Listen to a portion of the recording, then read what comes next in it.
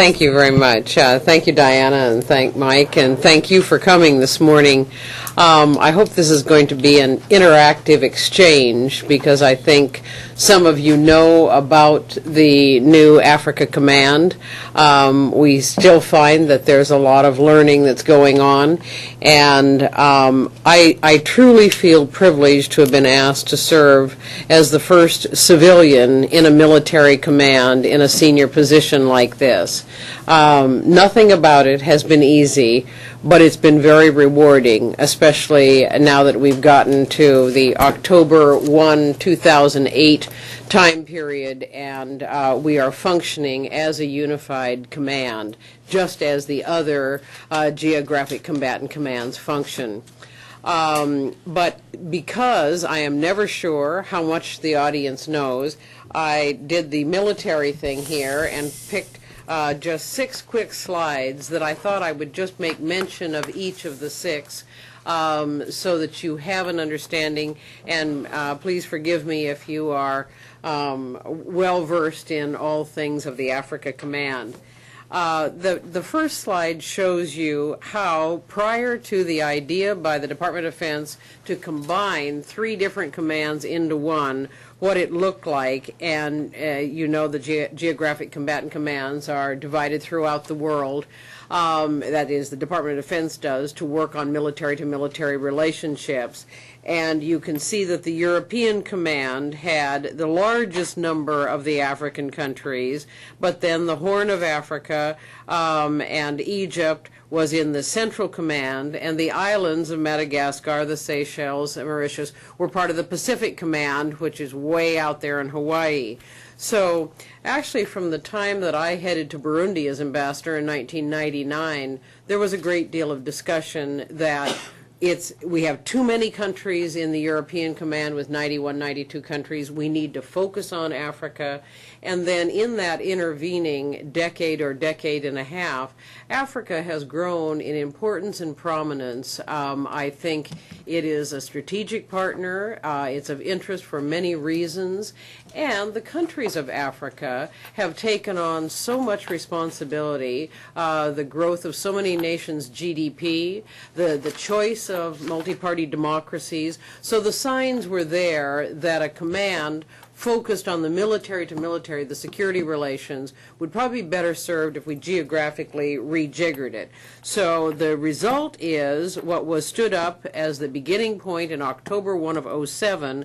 That's the command, and you see the little different yellow color for Egypt, because Egypt is still part of the Central Command for all the obvious reasons, but Egypt is Africa as well. They play an important role in the African Union. They have ambassadors and defense attachés throughout Africa and relations with the African military. So we have our understanding with Egypt. We've had senior military leaders to the command. We've been to Egypt. And for relations that Egypt has with Africa, we are the conduit and the one that have that dialogue. That was a lengthy one sentence. Second point, the vision for Africa, and General Ward talks about going around and meeting for over 2 years with African leaders. What did they want out of this partnership? And so these are the key points of what they'd like to have, to be able to employ capable and military forces, to strengthen their own security institutions, and of course that's Ambassador Johnson Sirleaf in Liberia, who is rebuilding an army, to be able to support international peace efforts in peacekeeping, and the ability and will to dissuade, deter, and defeat threats. Those are the repeated themes that African militaries told us, so that informed our thinking. And then this is our mission statement with the 4 major goals of reducing conflict, improving security, defeating violent extremism, and supporting crisis response. But the 3 words in the mission statement that I highlight to you are sustained security engagement, the first 3 words in the 3rd line. That is the mantra that General Ward uses all the time, because up until now, with the last formulation, we were episodic in our military and security engagements on the continent. We were not there in a constant form, and it doesn't mean we're automatically going to have all the resources and all the programs we need, but if we concentrate on Africa 24/7, we hope that we will be able to garner enough resources to be able to be a more reliable partner with the African nations. And the approach over here, again, I think it's pretty much a repeat, to build security capacity of the partners, promote strategic relationships, which is certainly valid in the Horn, conduct the civil military activities, and that is right under my lane, that foster stability, and then, of course, provide crisis response. We are a military command. When directed, we will take actions directed by the Pentagon. And just a little bit further delineation is the headquarters is in Stuttgart, Germany. That's in the center. And from '07 to '08, we grew from about 100 persons to about 1,300 persons as our joint headquarters. But the components, and as the military command, the components are the ones that do the exercises, do the training. So each of the services this year are building their component. And if you start MAR-4AF, which is the Marine Forces for Africa, that's in Stuttgart. The Air Force Africa in Ramstein is connected to the USAFE. CTAF in Vicenza, that's the Army. NAVAF is the Naval, which of course is a little bit more robust. SOCAF, our Special Forces in Stuttgart, and then we have the task force, the Joint Task Force, the Coalition Task Force in the Horn of Africa in Djibouti.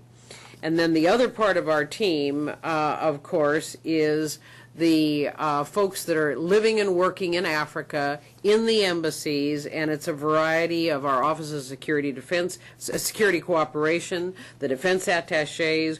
We have bilateral affairs officers where we have the state partnership program, et cetera, et cetera.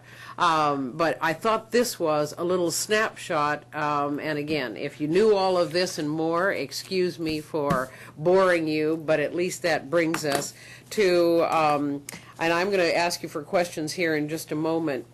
What I think is exciting for someone like me, who's a civilian working with the military day in, day out, is in this new structure where we brought in other agencies. We have USAID, we have Treasury, we have State Department officers, and we aren't replacing those agencies back here in Washington.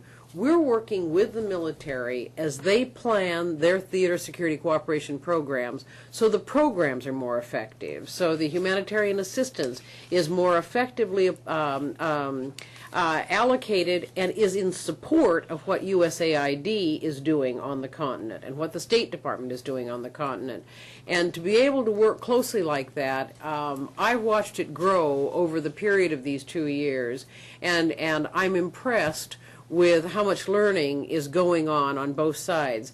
And to take that a step further, when I go with my military team into a country, I went to Portugal, I don't just meet with the Ministry of Defense. I meet with the Ministry of Foreign Affairs. In the case of Portugal, I met with the Ministry of Interior, the Department of Justice. Why? Because one of the issues we're working on is counter-narcotics. And in these nations, just as in our nation, it is not the work of the military. It's the work of many government agencies. So this whole of government approach that we have begun at the Africa Command is a good role model as well, and I'm finding great receptivity. You know, I followed that up. I'm thinking of you with the Lusophone service. I followed that up then with visits to Mozambique and Angola, and more recently Guinea-Bissau and Cape Verde. Certainly the theme of counter-narcotics is one theme